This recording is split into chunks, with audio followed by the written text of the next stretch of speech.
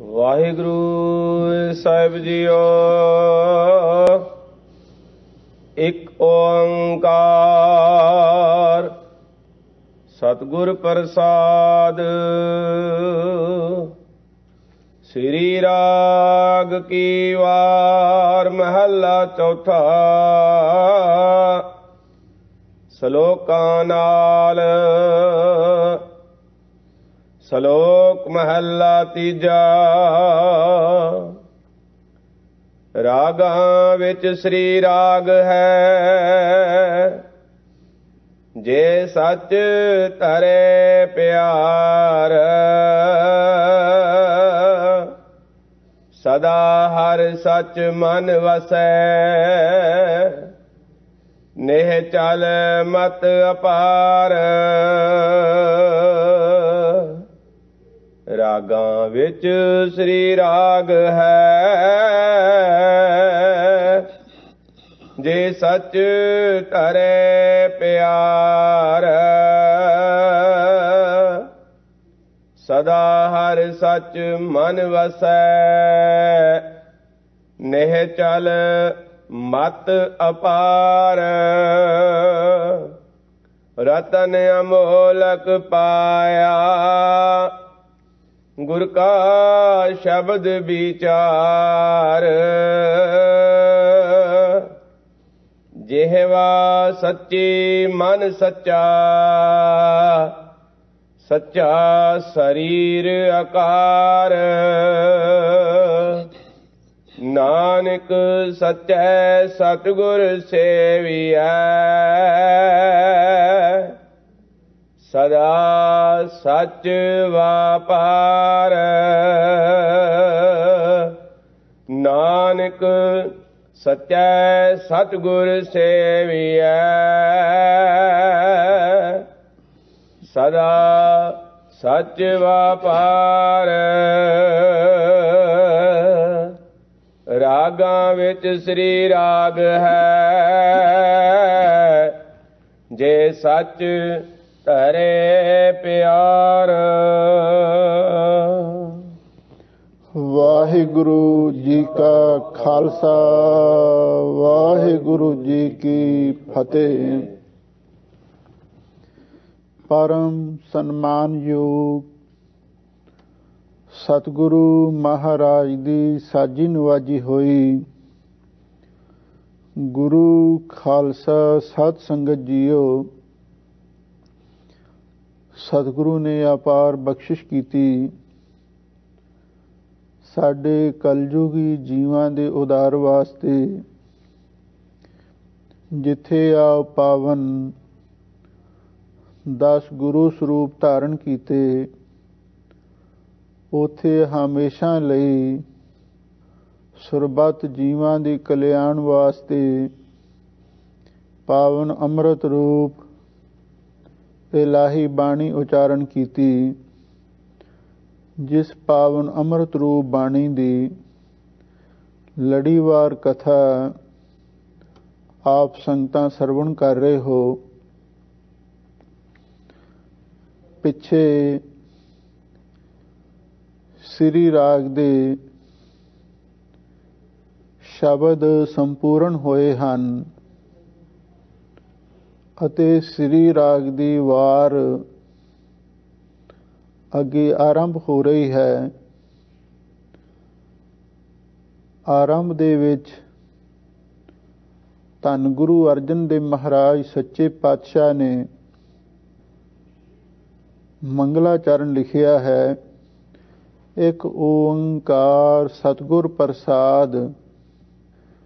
ਉਹ ਵਾਹਿਗੁਰੂ ਇੱਕ ਅਦਵੈਤ ਸਰੂਪ ਹੈ। ਓੰਕਾਰ ਸਾਰਿਆਂ ਦਾ ਪ੍ਰਕਾਸ਼ਕ, ਸਤ ਨਾਸ ਤੋਂ ਰਹਿਤ, ਗੁਰ ਪ੍ਰਸਾਦ। ਗੁਰੂ ਦੀ ਕਿਰਪਾ ਨਾਲ, ਗੁਰੂ ਦੀ ਮਿਹਰ ਨਾਲ, ਗੁਰੂ ਦੀ ਬਖਸ਼ਿਸ਼ ਦੇ ਨਾਲ ਉਹ ਪ੍ਰਾਪਤ ਹੁੰਦਾ ਹੈ। ਸ੍ਰੀ ਰਾਗ ਕੀ ਵਾਰ ਮਹੱਲਾ ਚੌਥਾ। ਹੁਣ ਅੱਗੇ ਧੰਨ ਗੁਰੂ ਅਰਜਨ ਦੇਵ ਮਹਾਰਾਜ ਸੱਚੇ ਪਾਤਸ਼ਾਹ ਨੇ ਸ੍ਰੀ ਰਾਗ ਦੀ ਵਾਰ ਦਾ ਹੈਡਿੰਗ ਲਿਖਿਆ ਹੈ ਸ੍ਰੀ ਰਾਗ ਕੀ ਵਾਰ ਮਹੱਲਾ ਚੌਥਾ। ਸ੍ਰੀ ਰਾਗ ਦੀ ਇਹ ਵਾਰ ਹੈ ਅਤੇ ਇਹ ਵਾਰ ਮਹੱਲਾ ਚੌਥਾ ਚੌਥੇ ਪਾਤਸ਼ਾਹ ਸੋਢੀ ਸੁਲਤਾਨ ਧੰਨ ਗੁਰੂ ਰਾਮਦਾਸ ਮਹਾਰਾਜ ਦੀ ਉਚਾਰਨ ਕੀਤੀ ਹੈ। ਅਤੇ ਨਾਲ ਹੀ ਹਜ਼ੂਰ ਨੇ ਇਹ ਵੀ ਦੱਸ ਦਿੱਤਾ ਸ਼ਲੋਕਾਂ ਨਾਲ ਇਹ ਜਿਹੜੀ ਵਾਰ ਹੈ ਸ਼ਲੋਕਾਂ ਦੇ ਨਾਲ ਲਿਖੀ ਗਈ ਹੈ। ਪਹਿਲੇ ਪਹਿਲ ਵਾਰ ਦੇ ਵਿੱਚ ਕੇਵਲ ਪੌੜੀਆਂ ਹੀ ਹੁੰਦੀਆਂ ਸਨ। ਧੰਨ ਗੁਰੂ ਅਰਜਨ ਦੇਵ ਮਹਾਰਾਜ ਸੱਚੇ ਪਾਤਸ਼ਾਹ ਨੇ ਫਿਰ ਉਹਨਾਂ ਪੌੜੀਆਂ ਦੇ ਨਾਲ ਨਾਲ ਕੁਝ ਸ਼ਲੋਕ ਵੀ ਅੰਕਿਤ ਕਰ ਦਿੱਤੇ। ਇਸ ਲਈ ਨਾਲ ਇਹ ਸਪਸ਼ਟ ਕਰ ਦਿੱਤਾ ਇਹ ਵਾਰ ਤੇ ਭਾਵੇਂ ਮਹੱਲੇ ਚੌਥੇ ਦੀ ਹੈ, ਪਰ ਜਿਹੜੇ ਸ਼ਲੋਕ ਨੇ ਔਰ ਉਹ ਹੋਰ ਸਤਿਗੁਰੂ ਸਾਹਿਬਾਨ ਦੇ ਵੀ ਇਹਦੇ ਵਿੱਚ ਲਿਖੇ ਗਏ ਹਨ। ਕੋਈ ਇਹ ਮਤ ਸੋਚੇ ਬਈ ਇਹ ਵਾਰ ਤੇ ਚੌਥੇ ਪਾਤਸ਼ਾਹ ਦੀ ਹੈ ਤੇ ਜਿਹੜੇ ਹੋਰ ਸਤਿਗੁਰੂ ਸਾਹਿਬਾਨ ਦੇ ਸ਼ਲੋਕ ਕਿਵੇਂ ਲਿਖੇ ਗਏ। ਧੰਨ ਗੁਰੂ ਅਰਜਨ ਦੇਵ ਮਹਾਰਾਜ ਸੱਚੇ ਪਾਤਸ਼ਾਹ ਨੇ ਪਹਿਲਾਂ ਹੀ ਇਹ ਸਾਡਾ ਭੁਲੇਖਾ ਦੂਰ ਕਰ ਦਿੱਤਾ ਹੈ, ਕਿਉਂਕਿ ਗੁਰਬਾਣੀ ਨੂੰ ਤਰਤੀਬ ਦੇ ਨਾਲ ਲਿਖਾਉਣ ਵਾਲੇ ਧੰਨ ਗੁਰੂ ਅਰਜਨ ਦੇਵ ਮਹਾਰਾਜ ਸੱਚੇ ਪਾਤਸ਼ਾਹ ਹੀ ਸਨ। ਔਰ ਉਹਨਾਂ ਨੇ ਜਿਸ ਤਰ੍ਹਾਂ ਗੁਰਬਾਣੀ ਨੂੰ ਤਰਤੀਬ ਦਿੱਤੀ ਹੈ ਉਹ ਇੱਕ ਆਪਣੇ ਆਪ ਦੇ ਵਿੱਚ ਬੇਮਿਸਾਲ ਹੈ। ਜਿਹੜੇ ਸ਼ਲੋਕ ਦਾ ਜਿਸ ਪੌੜੀ ਦੇ ਨਾਲ ਸੰਬੰਧ ਸੀ ਉਸ ਸ਼ਲੋਕ ਨੂੰ ਗੁਰੂ ਮਹਾਰਾਜ ਨੇ ਉਸ ਪੌੜੀ ਦੇ ਨਾਲ ਲਿਖ ਦਿੱਤਾ ਹੈ। ਪੁਰਾਣੇ ਸਮੇਂ ਦੇ ਅੰਦਰ ਜਿਹੜੇ ਢਾਡੀ ਲੋਕ ਸਨ ਉਹ ਸੂਰਬੀਰਾਂ ਦੀਆਂ ਵਾਰਾਂ ਗਾਉਂਦੇ ਸਨ, ਜਿਸ ਦੇ ਵਿੱਚ ਧਰਮੀ ਸੂਰਬੀਰਾਂ ਦਾ ਜਸ ਗਾਇਨ ਕੀਤਾ ਜਾਂਦਾ ਸੀ। ਪਰ ਸਾਹਿਬ ਸਤਿਗੁਰੂ ਸੱਚੇ ਪਾਤਸ਼ਾਹ ਨੇ ਜਿਹੜੀਆਂ ਵਾਰਾਂ ਸਾਹਿਬ ਸ੍ਰੀ ਗੁਰੂ ਗ੍ਰੰਥ ਸਾਹਿਬ ਜੀ ਦੇ ਵਿੱਚ ਅੰਕਿਤ ਕੀਤੀਆਂ ਉਹਨਾਂ ਦੀ ਗਿਣਤੀ ਵਿਦਵਾਨਾਂ ਨੇ ਮਹਾਂਪੁਰਖਾਂ ਨੇ 22 ਦੱਸੀ ਹੈ ਵੀ 22 ਵਾਰਾਂ ਹਨ। ਵੱਖੋ ਵੱਖਰੇ ਰਾਗਾਂ ਦੇ ਵਿੱਚ ਉਹ 22 ਵਾਰਾਂ ਸਤਿਗੁਰੂ ਮਹਾਰਾਜ ਨੇ ਉਚਾਰਨ ਕੀਤੀਆਂ ਔਰ ਇਹਨਾਂ ਵਾਰਾਂ ਦੇ ਅੰਦਰ ਕੇਵਲ ਪਰਮਾਰਥ ਦੀ ਹੀ ਵਿਚਾਰ ਗੁਰੂ ਮਹਾਰਾਜ ਨੇ ਵਰਣਨ ਕੀਤੀ ਹੈ। ਇਹਦੇ ਵਿੱਚ ਕਿਸੇ ਸ਼ਰੀਰਧਾਰੀ ਸੂਰਮੇ ਦਾ ਜਸ ਨਹੀਂ, ਬਲਕਿ ਅਕਾਲ ਪੁਰਖ ਵਾਹਿਗੁਰੂ ਦੀ ਸਿਫਤ ਸਲਾਹ ਕੀਤੀ ਹੈ। ਹਾਂ, ਜਿਵੇਂ ਵਾਰ ਦੇ ਵਿੱਚ ਮੁਕਾਬਲਾ ਹੁੰਦਾ ਹੈ, ਇੱਧਰ ਗੁਰਮੁਖਾਂ ਤੇ ਮਨਮੁਖਾਂ ਦਾ ਮੁਕਾਬਲਾ ਹੋਇਆ। ਇਸ ਵਾਰ ਦੇ ਅੰਦਰ ਗੁਰਮੁਖਾਂ ਦੀ ਜਿੱਤ ਦਰਸਾਈ ਹੈ ਤੇ ਮਨਮੁਖਾਂ ਦੀ ਹਾਰ ਦਾ ਨਿਰਣਾ ਕੀਤਾ ਹੈ। ਵਾਰ ਦਾ ਅਰਥ ਜਸ ਵੀ ਹੈ। ਉਹ ਰਚਨਾ ਜਿਹਦੇ ਵਿੱਚ ਜਸ ਕੀਤਾ ਜਾਵੇ ਉਸ ਨੂੰ ਵੀ ਵਾਰ ਕਹਿੰਦੇ ਸਨ। ਸਾਹਿਬ ਸਤਿਗੁਰੂ ਸੱਚੇ ਪਾਤਸ਼ਾਹ ਨੇ ਇਸ ਵਾਰ ਦੇ ਅੰਦਰ ਅਕਾਲ ਪੁਰਖ ਵਾਹਿਗੁਰੂ ਦਾ ਜਸ ਵੀ ਉਚਾਰਨ ਕੀਤਾ ਹੈ। ਇਹ ਵਾਰ ਮਹੱਲੇ ਚੌਥੇ ਧੰਨ ਗੁਰੂ ਰਾਮਦਾਸ ਮਹਾਰਾਜ ਦੀ ਹੈ, ਪਰ ਇਹਦੇ ਵਿੱਚ ਸ਼ਲੋਕ ਦੂਸਰੇ ਸਤਿਗੁਰੂ ਸਾਹਿਬਾਨ ਦੇ ਵੀ ਹਨ। ਧੰਨ ਗੁਰੂ ਅਮਰਦਾਸ ਮਹਾਰਾਜ ਸੱਚੇ ਪਾਤਸ਼ਾਹ ਦੇ ਸ਼ਲੋਕ ਵਧੇਰੇ ਹਨ।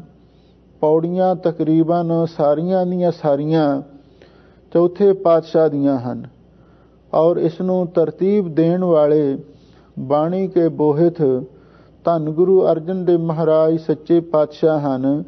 ਲਓ ਹੁਣ ਸ੍ਰੀ ਰਾਗ ਦੀ ਹੀ ਵਾਰ ਹੈ। ਇਸ ਵਾਰ ਦੇ ਆਰੰਭ ਦੇ ਅੰਦਰ ਸ੍ਰੀ ਰਾਗ ਦੇ ਬਾਰੇ ਹੀ ਧੰਨ ਗੁਰੂ ਅਰਜਨ ਦੇਵ ਮਹਾਰਾਜ ਸੱਚੇ ਪਾਤਸ਼ਾਹ ਕੁਝ ਆਪਣਾ ਖਿਆਲ ਪੇਸ਼ ਕਰ ਰਹੇ ਹਨ। ਆਪ ਸੰਗਤਾਂ ਪ੍ਰੇਮ ਦੇ ਨਾਲ ਇਸ ਵਾਰ ਦੇ ਸ਼ਲੋਕ ਦੇ ਅਰਥ ਸਰਵਣ ਕਰੋ ਤੇ ਇੱਕ ਵਾਰੀ ਪਿਆਰ ਦੇ ਨਾਲ ਆਖੋ ਸਤਿਨਾਮ ਸ੍ਰੀ ਵਾਹਿਗੁਰੂ ਸਾਹਿਬ ਜੀਓ। ਇੱਕ ਓੰਕਾਰ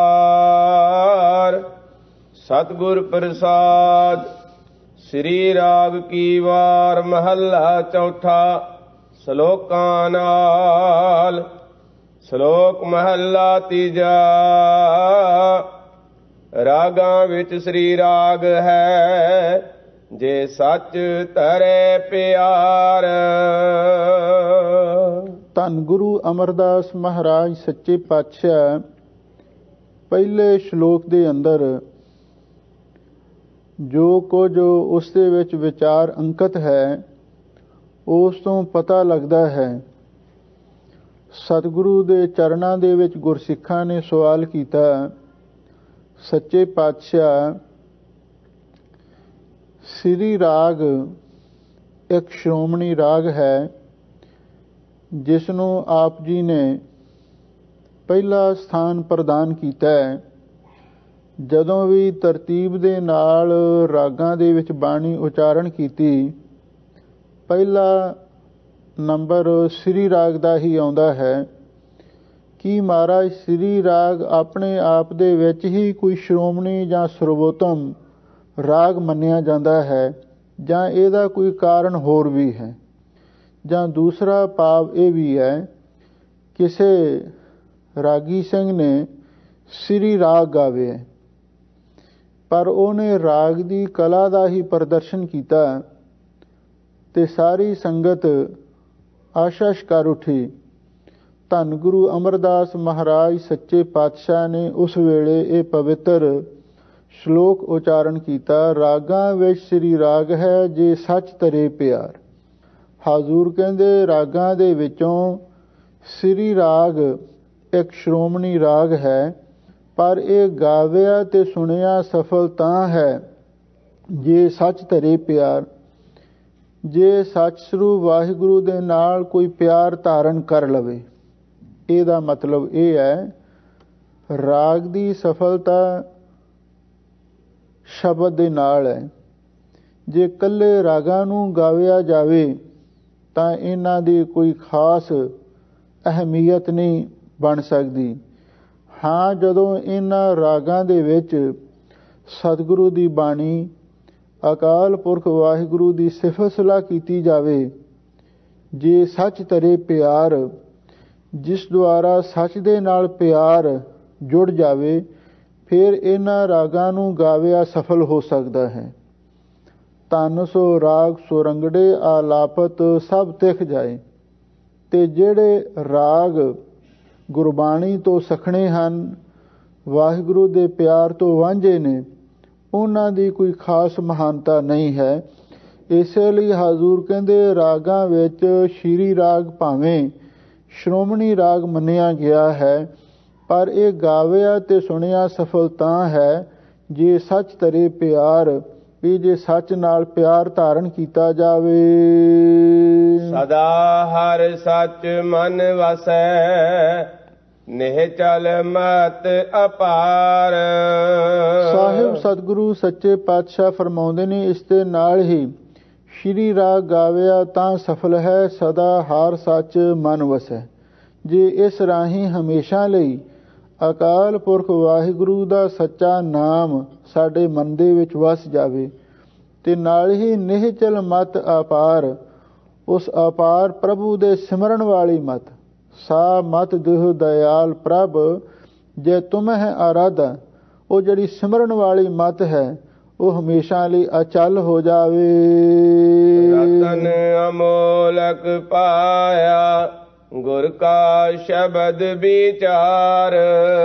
ਸਾਹਿਬ ਸਤਿਗੁਰੂ ਸੱਚੇ ਪਾਤਸ਼ਾਹ ਫਰਮਾਉਂਦੇ ਨੇ ਬਈ ਇਸ ਸ਼੍ਰੀ ਰਾਗ ਦੇ ਨਾਲ ਗੁਰ ਕਾ ਸ਼ਬਦ ਵਿਚਾਰ, ਜਿਹੜਾ ਗੁਰੂ ਕਾ ਸ਼ਬਦ ਹੈ, ਉਸ ਨੂੰ ਗਾਇਨ ਕਰਕੇ ਤੇ ਜਿਹੜਾ ਫਿਰ ਉਸ ਗੁਰੂ ਸ਼ਬਦ ਦਾ ਵਿਚਾਰ ਵੀ ਕਰਦਾ ਹੈ। ਰਤਨ ਅਮੋਲਕ ਪਾਇਆ, ਤੇ ਉਸਨੇ ਅਮੋਲਕ ਰਤਨ ਅਕਾਲ ਪੁਰਖ ਵਾਹਿਗੁਰੂ ਦੇ ਨਾਮ ਨੂੰ ਵੀ ਪ੍ਰਾਪਤ ਕਰ ਲਿਆ। ਜਿਹਵਾ ਸੱਚੀ ਮਨ ਸੱਚਾ, ਸੱਚਾ ਸਰੀਰ ਆਕਾਰ। ਸਾਹਿਬ ਸਤਿਗੁਰੂ ਸੱਚੇ ਪਾਤਸ਼ਾਹ ਫਰਮਾਉਂਦੇ ਨੇ, ਜਿਸਨੇ ਪਾਈ ਕੀਰਤਨ ਦੁਆਰਾ, ਸੰਗੀਤ ਦੁਆਰਾ ਗੁਰਬਾਣੀ ਦੇ ਨਾਲ ਜੁੜ ਕੇ ਨਾਮ ਦੇ ਰਤਨ ਨੂੰ ਪ੍ਰਾਪਤ ਕਰ ਲਿਆ ਹੈ। ਜਿਹਵਾ ਸੱਚੀ, ਉਹਦੀ ਜ਼ੁਬਾਨ ਵੀ ਸੱਚੀ ਹੈ, ਉਹਦਾ ਮਨ ਵੀ ਸੱਚਾ ਹੈ ਤੇ ਸੱਚਾ ਸਰੀਰ ਆਕਾਰ, ਉਹਦੇ ਸਰੀਰ ਦਾ ਆਕਾਰ ਢਾਂਚਾ ਵੀ ਸੱਚਾ ਹੈ। ਜਾਂ ਸੱਚੇ ਸ਼ਬਦ ਤੋਂ ਮੁਰਾਦ ਸਫਲ ਦੀ ਵੀ ਲਈ ਗਈ ਹੈ। ਉਹਦੀ ਜ਼ੁਬਾਨ ਵੀ ਸਫਲੀ ਹੋ ਗਈ, ਉਹਨਾਂ ਦਾ ਮਨ ਵੀ ਸੱਚਾ ਪਵਿੱਤਰ ਹੋ ਗਿਆ ਤੇ ਉਹਨਾਂ ਦੇ ਸਰੀਰ ਦਾ ਆਕਾਰ ਵਜੂਦ ਵੀ ਸਫਲ ਹੋ ਗਿਆ। ਨਾਨਕ ਸੱਚੈ ਸਤਿਗੁਰ ਸੇਵੀਐ, ਸਦਾ ਸੱਚ ਵਾਪਾਰ। ਧੰਨ ਗੁਰੂ ਅਮਰਦਾਸ ਮਹਾਰਾਜ ਸੱਚੇ ਪਾਤਸ਼ਾਹ ਫਰਮਾਉਂਦੇ ਨੇ, ਨਾਨਕ ਸੱਚੈ ਸਤਿਗੁਰ ਸੇਵੀਐ, ਬਈ ਸੱਚੇ ਸਤਿਗੁਰੂ ਦੀ ਸੇਵਾ ਕਰਨ ਤੋਂ ਸਦਾ ਸੱਚ ਵਪਾਰ, ਹਮੇਸ਼ਾ ਲਈ ਸੱਚ ਦਾ ਵਪਾਰ ਹਾਸਲ ਹੋ ਜਾਂਦਾ ਹੈ। ਇਹਦਾ ਮਤਲਬ ਇਹ ਹੈ, ਜਿਹੜੇ ਗੁਰਮੁਖ ਪਿਆਰੇ ਸੱਚੇ ਸਤਿਗੁਰੂ ਦੀ ਸੇਵਾ ਕਰਦੇ ਹਨ ਤੇ ਫਿਰ ਉਹਨਾਂ ਨੂੰ ਸੱਚਾ ਵਪਾਰ ਕਿਹੜਾ ਹੈ? ਉਸਤ ਮਨ ਮੈਂ ਕਰਨ ਨਿਰੰਕਾਰ, ਕਰ ਮਨ ਮੇਰੇ ਸਤ ਵਿਵਹਾਰ। ਇਹ ਜਿਹੜਾ ਸੱਚਾ ਵਪਾਰ ਹੈ, ਭਾਈ ਰੇ ਰਾਮ ਕਹੋ ਚਿਤ ਲਾਏ, ਹਰ ਜਸ ਵਖਰ ਲੈ ਚਲੋ, ਸਹੁ ਦੇਖੈ ਪਤੀ ਆਏ। ਅਥਵਾ ਜਿਸ ਵਖਰ ਕੋ ਲੈਣ ਤੂੰ ਆਇਆ, ਰਾਮ ਨਾਮ ਸੰਤਨ ਕਰ ਪਾਇਆ। ਇਹ ਹੈ ਸੱਚ ਦਾ ਵਪਾਰ। ਜਨ ਨਾਨਕ ਤੋੜ ਮੰਗੈ ਤਿਸ ਗੁਰ ਸਿੱਖ ਕੀ, ਜੋ ਆਪ ਜਪੈ ਅਵਰਹਿ ਨਾਮ ਜਪਾਵੇ। ਫਿਰ ਉਹਨਾਂ ਨੂੰ ਸੱਚ ਦਾ ਵਪਾਰ ਵੀ ਹਾਸਲ ਹੋ ਜਾਂਦਾ ਹੈ। ਮਹੱਲਾ ਤੀਜਾ। ਹੋਰ ਬਿਰਹਾ ਸਭ ਧਾਤ ਹੈ, ਜਬ ਲਗ ਸਾਹਿਬ ਪ੍ਰੀਤ ਨ ਹੋਏ। ਹੁਣ ਧੰਨ ਗੁਰੂ ਅਮਰਦਾਸ ਮਹਾਰਾਜ ਸੱਚੇ ਪਾਤਸ਼ਾਹ ਇਸ ਦੂਸਰੇ ਸ਼ਲੋਕ ਦੇ ਅੰਦਰ ਉਸ ਵਾਹਿਗੁਰੂ ਦੇ ਪ੍ਰੇਮ ਦੀ ਪਰਿਭਾਸ਼ਾ ਤੇ ਪ੍ਰੇਮ ਦੀ ਸਿਫਤ ਸਲਾਹ ਕਰਦੇ ਹਨ। ਹੋਰ ਬਿਰਹਾ ਸਭ ਤਾਤ ਹੈ। ਬਿਰਹਾ ਕਹਿੰਦੇ ਨੇ ਪ੍ਰੇਮ ਨੂੰ। ਇੱਕ ਥਾਂ ਤੇ ਬਾਬਾ ਫਰੀਦ ਜੀ ਨੇ ਲਿਖਿਆ ਹੈ, ਬਿਰਹਾ ਬਿਰਹਾ ਆਖੀਐ ਬਿਰਹਾ ਤੂੰ ਸੁਲਤਾਨ, ਫਰੀਦਾ ਜਿਤ ਤਨ ਬਿਰਹ ਨਾ ਉਪਜੈ, ਸੋ ਤਨ ਜਾਣ ਮਸਾਨ। ਹਜ਼ੂਰ ਕਹਿੰਦੇ ਨੇ ਬਿਰਹਾ ਇੱਕ ਪਾਸੇ ਵਿਛੋੜੇ ਦਾ ਅਹਿਸਾਸ ਹੈ, ਦੂਜੇ ਪਾਸੇ ਪਿਆਰੇ ਦੇ ਮਿਲਣ ਦੀ ਸਿੱਖ ਵੀ ਹੈ। ਉਹਨੂੰ ਕਹਿੰਦੀ ਹੈ ਬਿਰਹਾ। ਹਜ਼ੂਰ ਕਹਿੰਦੇ ਨੇ ਵਾਹਿਗੁਰੂ ਦੇ ਨਾਮ ਤੋਂ ਬਿਨਾਂ, ਉਸ ਪ੍ਰਭੂ ਦੇ ਪਿਆਰ ਤੋਂ ਬਿਨਾਂ ਹੋਰ ਜਿਹੜਾ ਬਿਰਹਾ ਦਾ ਅਰਥ ਹੈ ਪ੍ਰੇਮ ਹੈ, ਸਭ ਧਾਤ ਹੈ। ਉਹ ਸਭ ਧਾਤ ਦਾ ਅਰਥ ਹੈ ਨਾਸ ਹੋ ਜਾਣ ਵਾਲਾ ਹੈ। ਜਬ ਲਗ ਸਾਹਿਬ ਪ੍ਰੀਤ ਨਾ ਹੋਏ, ਜਿੰਨਾ ਚਿਰ ਤੱਕ ਉਸ ਸਾਹਿਬ ਦੇ ਨਾਲ ਸਾਡੀ ਪ੍ਰੀਤੀ ਨਾ ਪੈਦਾ ਹੋ ਜਾਵੇ ਤੇ ਉਹਨਾਂ ਚਿਰ ਤੱਕ ਹੋਰ ਕਿਸੇ ਵਸਤੂ ਦੇ ਨਾਲ, ਕਿਸੇ ਵਿਅਕਤੀ ਦੇ ਨਾਲ ਕੀਤਾ ਹੋਇਆ ਪ੍ਰੇਮ ਝੂਠਾ ਹੀ ਹੈ। ਇਹੋ ਮਨ ਮਾਇਆ ਮੋਹਿਆ, ਵੇਖਣ ਸੁਣਨ ਨਾ ਹੋਏ। ਸਾਹਿਬ ਸਤਿਗੁਰੂ ਸੱਚੇ ਪਾਤਸ਼ਾਹ ਫਰਮਾਉਂਦੇ ਨੇ ਵੀ ਉਹ ਕਿਹੜਾ ਬਿਰਹਾ ਹੈ? ਹਜ਼ੂਰ ਕਹਿੰਦੇ ਉਹ ਹੈ ਮਾਇਆ ਦਾ ਪ੍ਰੇਮ। ਇਹੋ ਮਨ ਮਾਇਆ ਮੋਹਿਆ, ਇਹ ਜਿਹੜਾ ਸਾਡਾ ਮਨ ਹੈ ਮਾਇਆ ਨੇ ਮੋਹਿਤ ਕੀਤਾ ਹੋਇਆ, ਮਾਇਆ ਦੇ ਮੋਹ ਦੇ ਵਿੱਚ ਖਚਤ ਹੋ ਰਿਹਾ ਹੈ, ਜਿਸ ਦਾ ਸਦਕਾ ਵੇਖਣ ਸੁਣਨ ਨਾ ਹੋਏ। ਨਾ ਤੇ ਅਸੀਂ ਉਸ ਅਕਾਲ ਪੁਰਖ ਵਾਹਿਗੁਰੂ ਦੇ ਇਹਨਾਂ ਅੱਖਾਂ ਦੇ ਨਾਲ ਦੀਦਾਰ ਹੀ ਕਰ ਸਕਦੇ ਹਾਂ ਤੇ ਨਾ ਹੀ ਅਸੀਂ ਵਾਹਿਗੁਰੂ ਦਾ ਜਸ ਕੀਰਤਨ ਨਾਮ ਸੁਣ ਸਕਦੇ ਹਾਂ, ਕਿਉਂਕਿ ਜਿੰਨਾ ਚਿਰ ਤੱਕ ਮਨ ਮਾਇਆ ਦੇ ਵਿੱਚ ਖਚਤ ਹੁੰਦਾ ਹੈ ਤਾਂ ਇਹ ਹਾਲਤ ਬਣ ਜਾਂਦੀ ਹੈ, ਮਾਇਆ ਧਾਰੀ ਅਤ ਅੰਨਾ ਬੋਲਾ, ਸ਼ਬਦ ਨਾ ਸੁਣੀ ਬਹੁ ਰੋਲਕ ਝੋਲਾ। ਮਾਇਆ ਧਾਰੀ ਮਨੁੱਖ ਅੰਨਾ ਤੇ ਬੋਲਾ ਹੋ ਜਾਂਦਾ ਹੈ, ਮਾਨਸਿਕ ਤੌਰ ਤੇ ਅੰਨਾ ਅਤੇ ਸ਼ਰਧਾ ਤੇ ਵਿਚਾਰ ਰੂਪੀ ਕੰਨਾਂ ਤੋਂ ਵੀ ਬੋਲਾ ਹੋ ਜਾਂਦਾ ਹੈ। ਇਸੇ ਲਈ ਸਾਹਿਬ ਸਤਿਗੁਰੂ ਸੱਚੇ ਪਾਤਸ਼ਾਹ ਫਰਮਾਉਂਦੇ ਨੇ, ਇਹੋ ਮਨ ਮਾਇਆ ਮੋਹਿਆ। ਇਹ ਜਿਹੜਾ ਮਨ ਹੈ ਮਾਇਆ ਦੇ ਮੋਹ ਦੇ ਵਿੱਚ ਖਚਤ ਹੋਇਆ ਹੈ, ਇਸੇ ਕਾਰਨ ਇਹ ਅੰਨਾ ਤੇ ਬੋਲਾ ਹੋ ਗਿਆ। ਵੇਖਣ ਸੁਣਨ ਨਾ ਹੋਏ, ਇਹਦੇ ਪਾਸੋਂ ਨਾ ਤੇ ਵਾਹਿਗੁਰੂ ਦੇ ਦਰਸ਼ਨ ਹੀ ਹੋ ਸਕਦੇ ਨੇ ਤੇ ਨਾ ਹੀ ਇਹ ਉਸ ਵਾਹਿਗੁਰੂ ਦੀ ਆਵਾਜ਼ ਨੂੰ, ਭਾਵ ਉਸ ਦੀ ਬਾਣੀ ਨੂੰ ਸੁਣ ਸਕਦਾ ਹੈ। ਸਹਿ ਦੇਖੈ ਬਿਨ ਪ੍ਰੀਤ ਨਾ ਊਪਜੈ, ਅੰਧਾ ਕਿਆ ਕਰੇ। ਸਾਹਿਬ ਸਤਿਗੁਰੂ ਸੱਚੇ ਪਾਤਸ਼ਾਹ ਫਰਮਾਉਂਦੇ ਨੇ, ਜਿੰਨਾ ਚਿਰ ਤੱਕ ਇਹ ਸਾਡਾ ਮਨ ਸਹਿ ਦੇਖੇ, ਉਸ ਅਕਾਲ ਪੁਰਖ ਦੇ ਦਰਸ਼ਨ ਨਾ ਕਰ ਲਵੇ, ਉਨਾ ਚਿਰ ਤੱਕ ਇਹਦੇ ਮਨ ਦੇ ਵਿੱਚ ਉਸ ਦੀ ਪ੍ਰੀਤ ਨਹੀਂ ਪੈਦਾ ਹੋ ਸਕਦੀ। ਜਿੰਨਾ ਚਿਰ ਤੱਕ ਅਸੀਂ ਕਿਸੇ ਨੂੰ ਅੱਖਾਂ ਦੇ ਨਾਲ ਵੇਖਣਾ ਨਾ ਲਈਏ, ਉਨਾ ਚਿਰ ਤੱਕ ਉਹਦੇ ਨਾਲ ਪ੍ਰੇਮ ਨਹੀਂ ਬਣ ਸਕਦਾ। ਹਾਜ਼ੂਰ ਕਹਿੰਦੇ, ਉਸ ਪਰਮੇਸ਼ਰ ਦੇ ਦਰਸ਼ਨ ਕੀਤੇ ਤੋਂ ਬਿਨਾ ਉਹਦੇ ਨਾਲ ਪ੍ਰੇਮ ਵੀ ਨਹੀਂ ਪੈਦਾ ਹੋ ਸਕਦਾ। ਅੰਧਾ ਕਿਆ ਕਰੇ। ਇਹ ਜਿਹੜਾ ਅੰਨਾ ਜੀਵ ਹੈ, ਭਾਵ ਮਾਨਸਿਕ ਤੌਰ ਤੇ ਅੰਨਾ, ਇਹ ਦੱਸੋ ਕੀ ਕਰ ਸਕਦਾ ਹੈ। ਹਾਂ, ਅੰਨੇ ਦੀ ਵਿਆਖਿਆ ਸਤਿਗੁਰੂ ਮਹਾਰਾਜ ਨੇ ਆਪ ਲਿਖੀ ਹੈ। ਅੰਧੇ ਇਹ ਨਾ ਆਖੀਆਂ ਜਨ ਮੁਖ ਲੋਇਣ ਨਾਹੇ, ਅੰਧੇ ਸਈ ਨਾਨਕਾ ਜੇ ਖਸਮੋਂ ਕੁੱਥੇ ਜਾਹੇ। ਅੰਨੇ ਉਹ ਨੇ ਜਿਨ੍ਹਾਂ ਨੂੰ ਕੇਵਲ ਸੰਸਾਰ ਹੀ ਦਿਸਦਾ ਹੈ, ਪਰ ਨਿਰੰਕਾਰ ਨਹੀਂ ਦਿਸਦਾ। ਅੰਨੇ ਉਹ ਨੇ ਜਿਨ੍ਹਾਂ ਨੂੰ ਆ ਦੁਨੀਆ ਦਿਸਦੀ ਹੈ, ਪਰ ਰੱਬ ਦੀ ਦਰਗਾਹ ਨਜ਼ਰ ਨਹੀਂ ਆਉਂਦੀ। ਹਾਜ਼ੂਰ ਕਹਿੰਦੇ ਨੇ, ਜਿਹੜੇ ਐਸਾ ਅੰਨਾ ਮਨੁੱਖ ਹੈ, ਉਹ ਦੱਸੋ ਕੀ ਕਰ ਸਕਦਾ ਹੈ। ਨਾਨਕ ਜਿਨ ਅੱਖੀ ਲੀਤਿਆ, ਸੋਈ ਸੱਚਾ ਦੇ। ਸਾਹਿਬ ਸਤਿਗੁਰੂ ਸੱਚੇ ਪਾਤਸ਼ਾਹ ਫਰਮਾਉਂਦੇ ਨੇ, ਭਾਈ ਉਸ ਅਕਾਲ ਪੁਰਖ ਵਾਹਿਗੁਰੂ ਪਰਮੇਸ਼ਰ ਨੇ ਹੀ ਸਾਨੂੰ ਪ੍ਰੋਖ ਤੇ ਅਪਰੋਕਸ਼ ਗਿਆਨ ਦੀਆਂ ਅੱਖਾਂ ਬਖਸ਼ਿਸ਼ ਕੀਤੀਆਂ ਹਨ, ਔਰ ਉਹੀ ਸਾਡੇ ਪਾਸੋਂ ਲੈਣ ਵਾਲਾ ਵੀ ਹੈ। ਹਾਜ਼ੂਰ ਕਹਿੰਦੇ ਨੇ, ਜਿਸ ਵਾਹਿਗੁਰੂ ਪਰਮੇਸ਼ਰ ਨੇ ਸੁਰਤੀ ਸਿਮਰਤੀ ਅਥਵਾ ਵੈਰਾਗ ਤੇ ਵਿਵੇਕ ਰੂਪ ਚਕਸ਼ੂ ਅਥਵਾ ਪ੍ਰੋਖ ਤੇ ਅਪਰੋਕਸ਼ ਗਿਆਨ ਦੀਆਂ ਜਿਹੜੀਆਂ ਅੱਖਾਂ ਨੇ, ਨਾਨਕ ਜਨ ਅੱਖੀਂ ਲੀਤੀਆਂ, ਜਿਸ ਵਾਹਿਗੁਰੂ ਪਰਮੇਸ਼ਰ ਨੇ ਇਹ ਸਾਡੀਆਂ ਅੱਖਾਂ ਸਾਡੇ ਪਾਸੋਂ ਖੋਹ ਲਈਆਂ ਨੇ, ਸੋਈ ਸੱਚਾ ਦੇ। ਉਹੀ ਸੱਚਾ ਅਕਾਲ ਪੁਰਖ ਵਾਹਿਗੁਰੂ ਸਾਨੂੰ ਦੇ ਸਕਦਾ ਹੈ। ਭਾਵ ਉਸ ਵਾਹਿਗੁਰੂ ਨੂੰ ਵੇਖਣ ਵਾਲੀਆਂ ਅੱਖਾਂ ਉਹ ਇਹਨਾਂ ਅੱਖਾਂ ਤੋਂ ਵੱਖਰੀਆਂ ਨੇ, ਜਿਨ੍ਹਾਂ ਦੀ ਬਾਬਤ ਹਜ਼ੂਰ ਨੇ ਨਿਰਣਾ ਕੀਤਾ ਹੈ। ਲੋਏ ਨ ਲੋਈ ਡਿਠ, ਪਿਆਸ ਨਾ ਬੂਝੈ ਮੂਹ ਘਣੀ, ਨਾਨਕ ਸੇ ਅਖੜੀਆਂ ਬੇਅਨ, ਜਿਨੀ ਡਸੰਦੋ ਮਾਂ ਪਿਰੀ। ਉਹ ਅੱਖਾਂ ਪਾਈ ਦੂਸਰੀਆਂ ਨੇ, ਜਿਨ੍ਹਾਂ ਦੇ ਨਾਲ ਮੇਰਾ ਪਤੀ ਪਰਮੇਸ਼ਰ ਨਜ਼ਰ ਆਉਂਦਾ। ਦੋਏ ਦੋਏ ਲੋਚਨ ਪੇਖਾ ਹੋ ਹਰਬਨ ਔਰ ਨਾ ਦੇਖਾ, ਨੈਣ ਰਹੇ ਰੰਗ ਲਾਈ ਅਵ ਬੇਗਲ ਕਹਿਣ ਨਾ ਜਾਈ। ਹਾਜ਼ੂਰ ਕਹਿੰਦੇ ਨੇ, ਜਿਸ ਵਾਹਿਗੁਰੂ ਨੇ ਇਹ ਅੱਖਾਂ ਲਈਆਂ ਨੇ, ਸਾਡੇ ਪਾਸੋਂ ਖੋਹ ਲਈਆਂ ਨੇ, ਉਹੀ ਸੱਚਾ ਵਾਹਿਗੁਰੂ ਸਾਨੂੰ ਇਹ ਦਿਵ ਦ੍ਰਿਸ਼ਟੀ ਦੀਆਂ ਅੱਖਾਂ ਦੇ ਸਕਦਾ ਹੈ।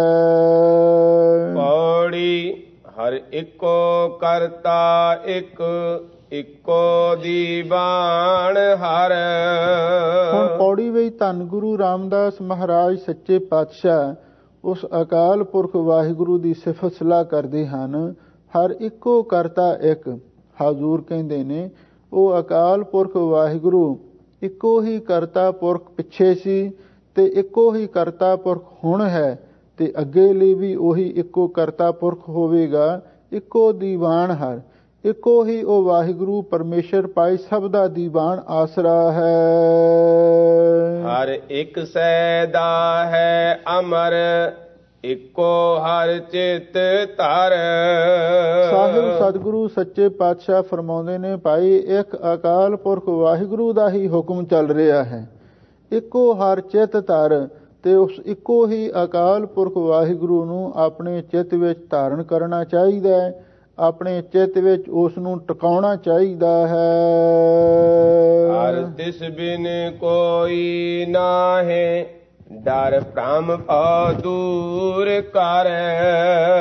ਸਾਹਿਬ ਸਤਿਗੁਰੂ ਸੱਚੇ ਪਾਤਸ਼ਾਹ ਫਰਮਾਉਂਦੇ ਹਨ ਵੀ ਉਸ ਅਕਾਲ ਪੁਰਖ ਵਾਹਿਗੁਰੂ ਪਰਮੇਸ਼ਰ ਤੋਂ ਬਿਨਾਂ ਹੋਰ ਕੋਈ ਵੀ ਉਸ ਦੇ ਮੁਕਾਬਲੇ ਦਾ ਨਹੀਂ ਹੈ। ਇਸੇ ਲਈ ਸਾਨੂੰ ਸਾਰਾ ਡਰ ਵੀ ਤੇ ਪਾਰੋਂ ਵੀ ਤੇ ਭੈ ਵੀ ਦੂਰ ਕਰ ਦੇਣਾ ਚਾਹੀਦਾ ਹੈ। 7 ਪ੍ਰਕਾਰ ਦਾ ਭੈ ਤੇ 6 ਪ੍ਰਕਾਰ ਦਾ ਡਰ ਤੇ 5 ਪ੍ਰਕਾਰ ਦਾ ਭਰਮ ਮੰਨਿਆ ਹੈ। ਹਜ਼ੂਰ ਕਹਿੰਦੇ ਨੇ, ਇਹ ਸਾਰੇ ਡਰ ਨੂੰ ਵੀ ਤੇ ਭਰਮ ਨੂੰ ਵੀ ਤੇ ਭੈ ਨੂੰ ਵੀ ਦੂਰ ਕਰ ਦੇਣਾ ਚਾਹੀਦਾ ਹੈ। ਹਰ ਤਿਸੈ ਨੋ ਸਾਲਾ ਹੈ, ਜੇ ਤੁਧ ਰੱਖੈ ਬਾਹਰ ਘਰ। ਸਾਹਿਬ ਸਤਿਗੁਰੂ ਸੱਚੇ ਪਾਤਸ਼ਾਹ ਫਰਮਾਉਂਦੇ ਨੇ, ਭਾਈ ਸਾਨੂੰ ਉਸੇ ਹੀ ਅਕਾਲ ਪੁਰਖ ਵਾਹਿਗੁਰੂ ਦੀ ਸਿਫਤ ਸਲਾਹ ਕੀਰਤਨ ਭਗਤੀ ਕਰਨੀ ਚਾਹੀਦੀ ਹੈ। ਜੇ ਤੁਧ ਰੱਖੈ ਬਾਹਰ ਘਰ, ਜਿਹੜਾ ਸਾਨੂੰ ਘਰ ਦੇ ਅੰਦਰ ਵੀ ਤੇ ਘਰ ਤੋਂ ਬਾਹਰ ਵੀ ਸਾਡੀ ਰੱਖਿਆ ਕਰਦਾ ਹੈ। ਇਹਦਾ ਮਤਲਬ ਇਹ ਹੈ, ਉਹ ਵਾਹਿਗੁਰੂ ਪਰਮੇਸ਼ਰ ਜਿੱਥੇ ਵੀ ਜਾਈਏ, ਜਹ ਜਾਈਏ ਤਹਾਂ ਸੁਹੇਲੇ, ਕਰ ਕਿਰਪਾ ਪ੍ਰਭ ਮਿਲੇ। ਉਹ ਸਾਡਾ ਸੱਚਾ ਮਿੱਤਰ ਹੈ। ਜਾ ਕਾ ਮੀਤ ਸਾਜਣ ਹੈ ਸਮੀਆਂ, ਤਿਸ ਜਨ ਕੋ ਕਹੋ ਕਾਕੀ ਕਮੀਆਂ। ਕਹੋ ਨਾਨਕ ਜਿਨ ਠਾਕੁਰ ਪਾਇਆ, ਸਭ ਕੁਛ ਤਿਸਕੇ ਗ੍ਰਹਿ ਮੈਂ ਆਇਆ। ਹਾਜ਼ੂਰ ਕਹਿੰਦੇ ਸਾਨੂੰ ਉਸੇ ਦੀ ਹੀ ਸਿਫਤ ਸਲਾਹ ਕਰਨੀ ਚਾਹੀਦੀ ਹੈ, ਜੋ ਘਰ ਦੇ ਅੰਦਰ ਵੀ ਤੇ ਬਾਹਰ ਵੀ ਸਾਡੀ ਰੱਖਿਆ ਕਰਦਾ ਹੈ। ਹਰ ਜਿਸਨੋ ਹੋਏ ਦਇਆਲ, ਸੋ ਹਰ ਜਪ ਭਉ ਬਿਖਮ ਤਰ। ਸਾਹਿਬ ਸਤਿਗੁਰੂ ਸੱਚੇ ਪਾਤਸ਼ਾਹ ਫਰਮਾਉਂਦੇ ਨੇ, ਹਰ ਜਿਸਨੂੰ ਹੋਏ ਦਇਆਲ, ਵੀ ਜਿਨ੍ਹਾਂ ਤੇ ਉਹ ਮੇਰਾ ਮਾਲਕ ਅਕਾਲ ਪੁਰਖ ਵਾਹਿਗੁਰੂ ਪਰਮੇਸ਼ਰ ਦਿਆਲੂ ਹੁੰਦਾ ਹੈ, ਸੋ ਹਰ ਜਪ, ਉਹ ਵਾਹਿਗੁਰੂ ਦੇ ਨਾਮ ਨੂੰ ਜਪਦੇ ਹਨ ਤੇ ਨਾਮ ਜਪ ਕੇ ਪਾਓ ਬਿਖਮ ਤਰ। ਇਹ ਜਿਹੜਾ ਸੰਸਾਰ ਭਵਜਲ ਹੈ ਤੇ ਬਿਖਮ ਜਿਸ ਤੋਂ ਤਰਨਾ ਬਹੁਤ ਔਖਾ ਹੈ, ਉਹ ਇਸ ਨੂੰ ਵੀ ਤਰ ਜਾਂਦੇ ਹਨ। ਸ਼ਲੋਕ ਮਹੱਲਾ ਪਹਿਲਾ। ਦਾਤੀ ਸਾਹਿਬ ਸੰਧਿਆ, ਕਿਆ ਚੱਲੈ ਤਿਸ ਨਾਲ। ਹੁਣ ਅੱਗੇ ਜਿਹੜਾ ਸ਼ਲੋਕ ਹੈ, ਧੰਨ ਗੁਰੂ ਨਾਨਕ ਦੇਵ ਮਹਾਰਾਜ ਸੱਚੇ ਪਾਤਸ਼ਾਹ ਦਾ ਆ ਰਿਹਾ ਹੈ। ਇਸ ਪਾਵਨ ਸ਼ਲੋਕ ਦੀ ਉਥਾਨਕਾ ਮਹਾਂਪੁਰਖੇ ਦੱਸਦੇ ਸਨ। ਧੰਨ ਗੁਰੂ ਨਾਨਕ ਦੇਵ ਮਹਾਰਾਜ ਸੱਚੇ ਪਾਤਸ਼ਾਹ ਆਸਾ ਦੇਸ਼ ਵਿੱਚ ਗਏ ਹਨ ਔਰ ਉਥੇ ਸ਼ੇਖ ਫਰੀਦ ਜੀ ਦੇ ਨਾਲ ਮਿਲਾਪ ਹੋਇਆ। ਇੱਕ ਰਾਤ ਗੁਰੂ ਮਹਾਰਾਜ ਸੱਚੇ ਪਾਤਸ਼ਾਹ ਸ਼ੇਖ ਫਰੀਦ ਜੀ ਦੇ ਨਾਲ ਇਕੱਠੇ ਹੀ ਜੰਗਲ ਦੇ ਵਿੱਚ ਰਹੇ ਔਰ ਕਹਿੰਦੇ ਨੇ, ਜਦੋਂ ਸਾਹਿਬ ਸਤਿਗੁਰੂ ਸੱਚੇ ਪਾਤਸ਼ਾਹ ਸ਼ੇਖ ਫਰੀਦ ਜੀ ਦੇ ਨਾਲ ਵਿਚਾਰਾਂ ਕਰ ਰਹੇ ਸਨ, ਕੁਝ ਹੋਰ ਵੀ ਫਕੀਰ ਸਾਧੂ ਮਹਾਤਮਾ ਬੈਠੇ ਸਨ। ਇਹ ਕੋਈ ਸ਼ਾਹੂਕਾਰ ਆਇਆ, ਉਸਨੇ ਮਨ ਵਿੱਚ ਸੋਚਿਆ ਬਈ ਇਹਨਾਂ ਮਹਾਤਮਾ ਦੀ ਸੇਵਾ ਕਰਨੀ ਚਾਹੀਦੀ ਹੈ। ਔਰ ਉਸਨੇ ਕੀ ਕੀਤਾ, ਆਪਣੇ ਘਰ ਗਿਆ ਔਰ ਉਥੋਂ ਦੁੱਧ ਤੇ ਸੋਨੇ ਦੀਆਂ ਮੋਹਰਾਂ ਲੈ ਕੇ ਆਇਆ ਔਰ ਉਸਨੇ ਜਿੰਨੇ ਵੀ ਫਕੀਰ ਸਨ ਉਹਨਾਂ ਸਾਰਿਆਂ ਨੂੰ ਇੱਕ ਇੱਕ ਗੜਵਾ ਦੁੱਧ ਦਾ ਤੇ ਇੱਕ ਇੱਕ ਸੋਨੇ ਦੀ ਮੋਹਰ ਭੇਟਾ ਕੀਤੀ। ਰਾਤ ਦਾ ਸਮਾਂ ਸੀ, ਪਹਿਲੀ ਰਾਤ ਦਾ, ਤੇ ਧੰਨ ਗੁਰੂ ਨਾਨਕ ਦੇਵ ਮਹਾਰਾਜ ਸੱਚੇ ਪਾਤਸ਼ਾਹ ਆਪਣੇ ਸੋਦਰ ਸੰਧਿਆ ਦਾ ਨਿਤਨੇਮ ਪਾਠ ਸੋਹਿਲਾ ਪੜ੍ਹ ਕੇ ਬਰਾਜ ਗਏ। ਤੇ ਫਿਰ ਉਹ ਜਿਹੜਾ ਸ਼ਾਹੂਕਾਰ ਆਇਆ, ਉਹਨੇ ਸੋਚਿਆ ਵੀ ਇਹ ਫਕੀਰ, ਇਹ ਮਹਾਂਪੁਰਖ ਬਰਾਜੇ ਹੋਏ ਨੇ, ਇਹਨਾਂ ਦੇ ਬਾਰੇ ਮੈਨੂੰ ਕੀ ਕਰਨਾ ਚਾਹੀਦਾ ਹੈ। ਤਾਂ ਉਸਨੇ ਕੀ ਕੀਤਾ, ਜਿੰਨਾ ਵੀ ਬਾਕੀ ਬਚਿਆ ਦੁੱਧ ਸੀ ਤੇ ਸੋਨੇ ਦੀਆਂ ਮੋਹਰਾਂ ਸਨ, ਉਹ ਸਾਰੀਆਂ ਹੀ ਧੰਨ ਗੁਰੂ ਨਾਨਕ ਦੇਵ ਮਹਾਰਾਜ ਸੱਚੇ ਪਾਤਸ਼ਾਹ ਦੇ ਚਰਨਾਂ ਵਿੱਚ ਭੇਟ ਕਰ ਦਿੱਤੀਆਂ ਤੇ ਆਪ ਉੱਠ ਕੇ ਚਲਾ ਗਿਆ।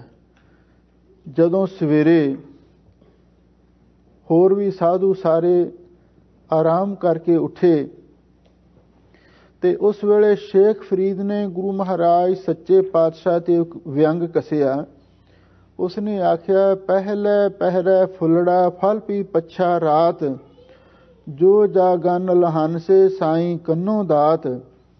ਮਹਾਰਾਜ, ਜਿਹੜੇ ਸਾਧੂ ਮਹਾਤਮਾ ਪਹਿਲੇ ਪਹਿਰ ਰਾਤ ਦੇ ਵਾਹਿਗੁਰੂ ਦੀ ਭਜਨ ਬੰਦਗੀ ਕਰਦੇ ਹਨ ਤੇ ਉਹਨਾਂ ਨੂੰ ਪਹਿਲੇ ਪਹਿਰਾ ਫੁੱਲੜਾ, ਉਹਨਾਂ ਨੂੰ ਬੜਾ ਭਾਰੀ, ਫੁੱਲੜਾ ਦਾ ਅਰਥ ਹੈ ਖੇੜਾ ਤੇ ਖੁਸ਼ੀਆਂ, ਆਨੰਦ ਪ੍ਰਾਪਤ ਹੁੰਦਾ ਹੈ।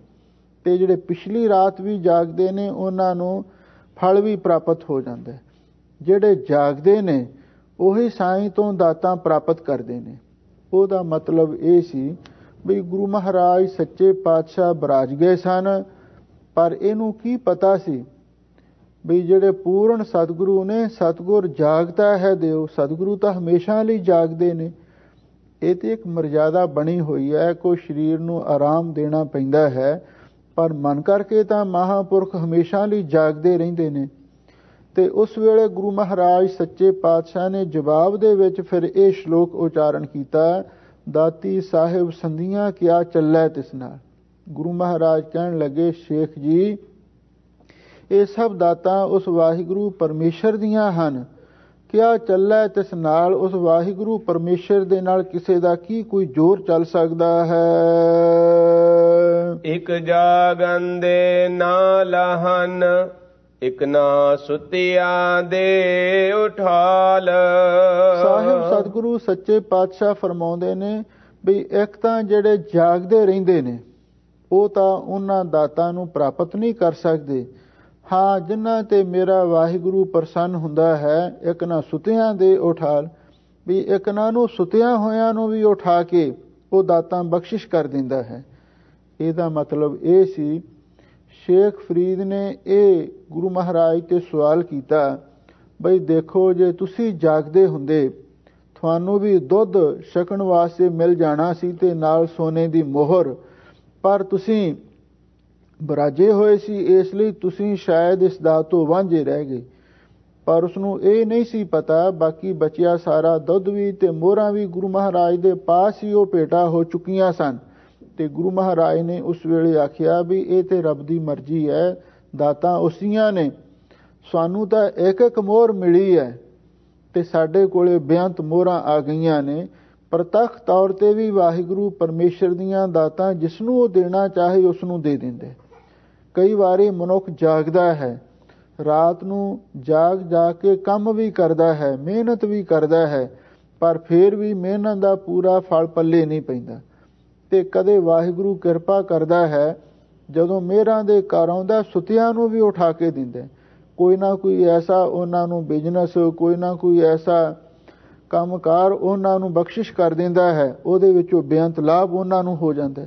ਸੁਤਿਆਂ ਨੂੰ ਜਗਾ ਕੇ ਵੀ ਉਹ ਦੇ ਸਕਦਾ।